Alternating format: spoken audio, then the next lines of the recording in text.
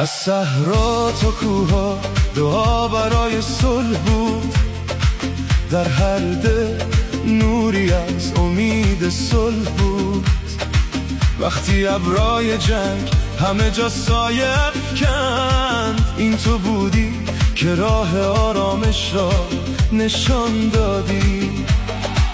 از اسلام آباد نوایی نرم برخاست، گویی مرهمی بر زخما گذاشت. چون برادری دست یاری دادی، پاکستان تو دلها را بردی. پاکستان از دل تشکر چراغ صلح را روشن کردی.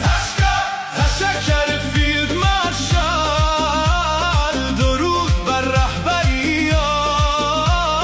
تشکر وزیر اعظم برای هر تلاش صلح‌آمیز. از طرف ایران این را میگوییم تو صدای صلحی، نور انسانیت.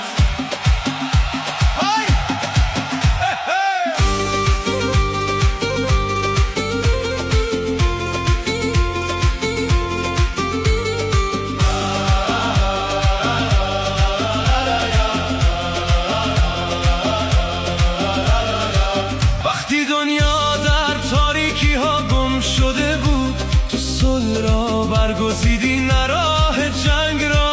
وقتی دیوارهای ترس بلند شدن، تو با محبت همه راه ها را پیوند دادی. از تهران تا لاهور این صدا جاری، بزرگترین پیروزی است این سفری که دلها